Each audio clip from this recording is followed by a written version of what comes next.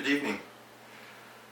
This is the Agnostic Addict, and this week I wanted to talk about socialization. That's the broad term. But if you read Sunday's post, you would have seen that I talked about going to a meeting a while ago. Actually, some meetings a while ago. And I wanted to talk about that and the fear I had around interaction,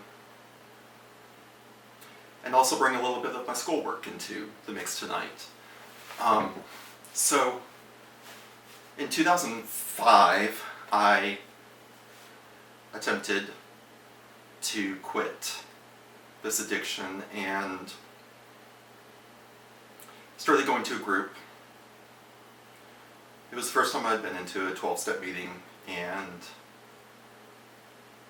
I remember my pulse racing. I really hadn't hit bottom at the time. I was going to appease others. And what I mean by that is I didn't want to lose my relationship. I had been found out.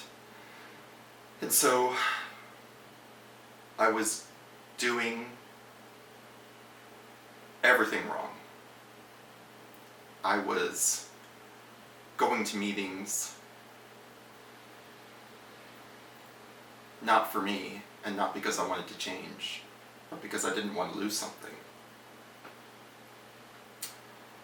Which is the very wrong reason to get into recovery and to choose to stop whatever addiction ails us. And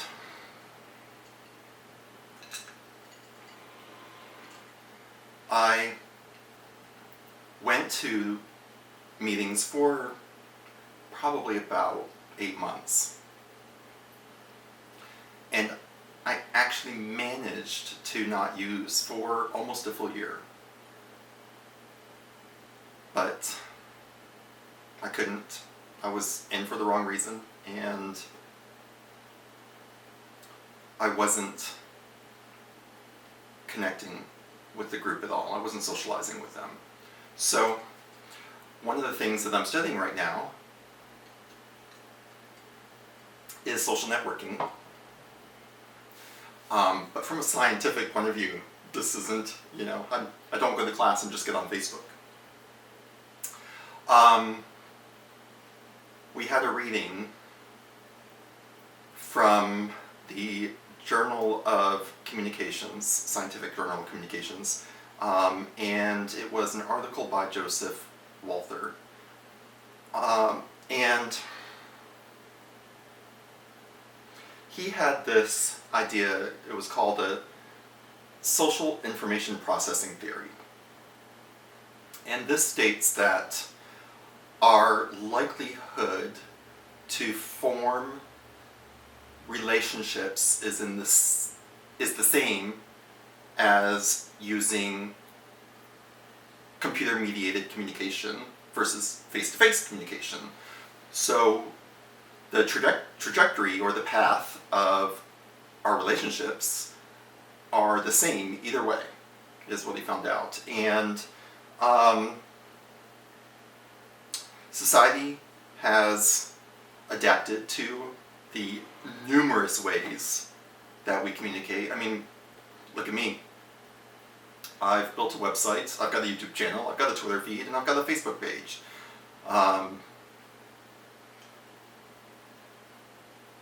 This project is important to me. Everything that I'm doing is important to me, not because I have to do it. It's because I want to. This is healing for me as much as it may be for anyone who might happen across it and see something and connect to something I may say, and sparks a change in them. And how am I going to know about that? It doesn't matter to me. I'm not doing any of this to know if it has an impact. I'm doing it because I feel there's an important need to share something. And I think there's a lot of people out there who question spirituality and run from 12-step groups because of the language that's used in them. So, back to this study. So we can form the same kind of relationships online as we do off. And they take the same path. Well, I kind of agree with that. For me, when I hit bottom and I finally went to a meeting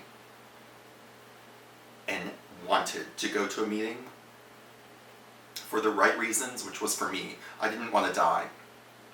I made the choice that it had gotten so far that I was facing death or living easy.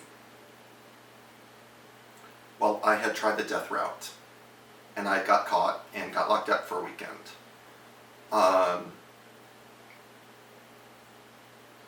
And that was certainly a wake-up call. And so I think relationships can get to a certain point online. I know from my own recovery history, I used the resources online to find the meeting I ended up going to. I use email and texts to communicate with program buddies. But absolutely nothing replaces the connection and the socialization that I get from going into a meeting room.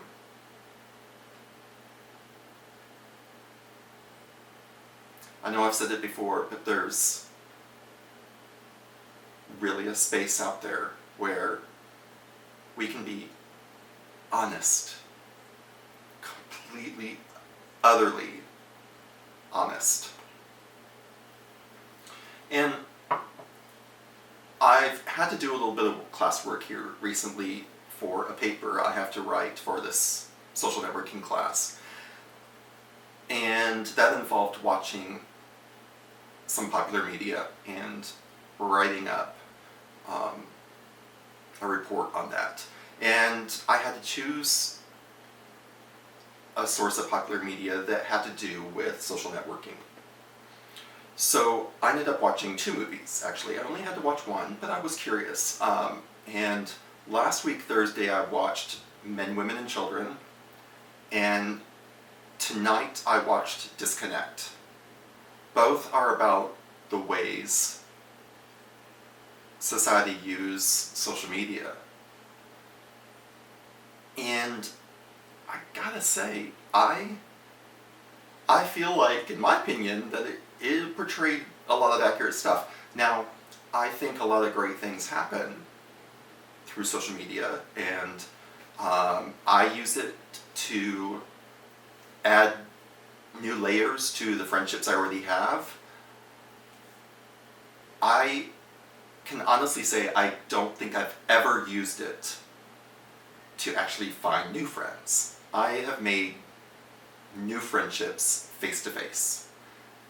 Then we get to a point where, oh hey, yeah, what's your Facebook page? And you look them up and you add them, or you friend them, or you follow them. Now, LinkedIn is a completely different story. I think business networking is a whole other beast, but what I'm talking about is real social interaction, friendship, and just getting to know people in that way. And today in class we talked about this idea of paradox of choice, that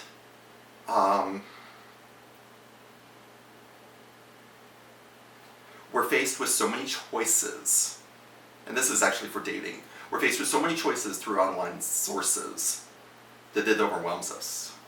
Or does it overwhelm us? That was the question. And you'll have to excuse me tonight, I'm really parched for some reason, so I need to drink a lot of water. So, we have this paradox of choice. There's so much information out there. I mean, my website is just one of millions.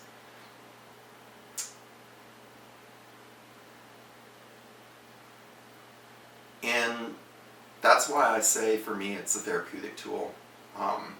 It helps me. It's almost like my own personal diary. I'm just sharing a story. I'm sharing my story.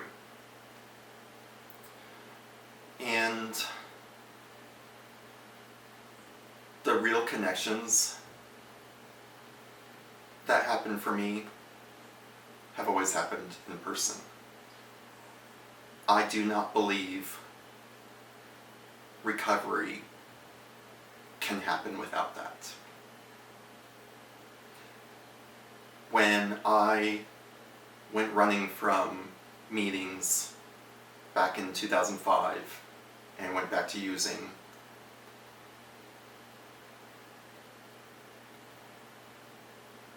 I was running away from not only not being ready to give it up, but the interaction that happened in those meetings. I couldn't take it.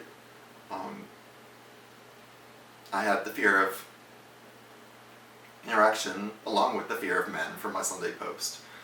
And I'm terrified to connect in that way, in an intimate, personal way, and share the truth of who I am. And so I went running from it so fast. When I hit bottom and I started going back to meetings in 2012, I didn't talk much at first, the first few meetings. I just listened. I think more than anything I was still reeling from the idea that I was about to kill myself. And I was more terrified of that than I was of walking into a meeting room and connecting with people. And as that first week went by, I felt that power inside growing and growing.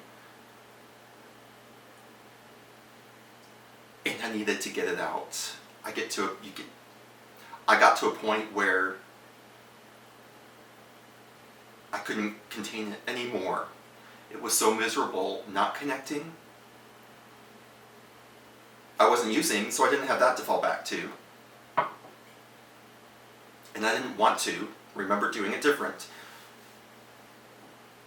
My only option was to connect, and so I did. And I started opening up. And I started getting hugs at the end of a meeting, and handshakes, and holding hands in a circle as we close a meeting and say the Serenity Prayer, which of course to me is, I skip the first word and join in after. But the truth is, recovery does not happen without connection. And so I challenge these theories that online communication can follow the same path of face-to-face. Now, there's some other stuff mixed up in there that talks about how much more open and honest we are online, or the tendency to reveal more about ourselves online than we would face-to-face. There's something about, being behind a screen and the keyboard is our interface. It allows for a bit more freedom than we would if we were meeting someone out in person. And to some degree, yes, I do agree with that. There are times where I am at a party and overwhelmed with the number of strangers that are there, and I maybe know one or two people, and it's really difficult. I can end up in a corner just sort of looking around, or end up glued to the side of the person that I've gone to that party with, and it can be overwhelming.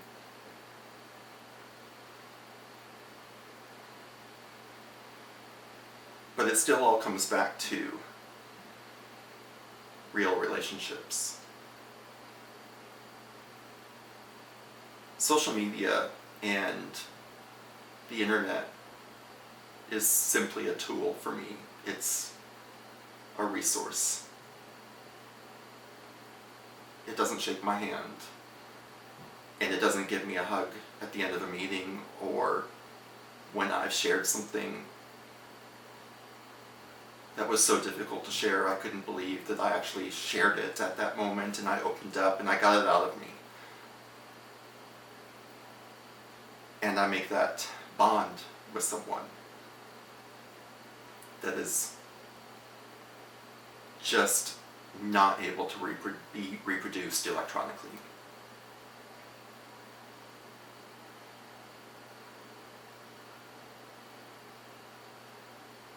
And so these movies that I've watched to write up on, they really have gripped my heart and just reinforced what I believe is that in order to have real, meaningful, and substantial relationships, you gotta get off the computer. You gotta get off your smartphone. You gotta have it happen face to face. I know for me, it definitely works that way. And continues working that way.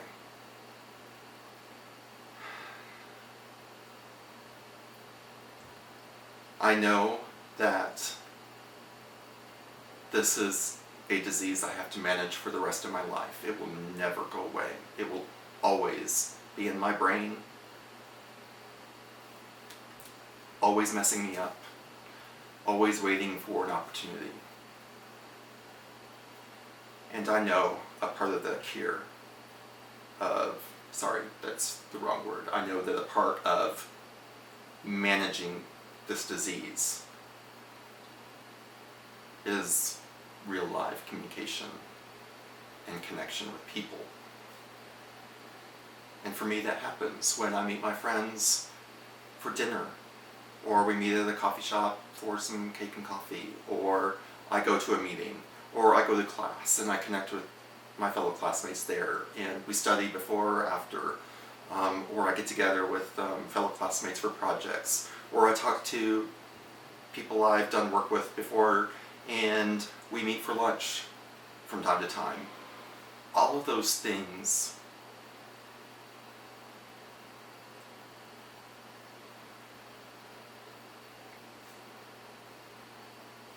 feed what's inside of us.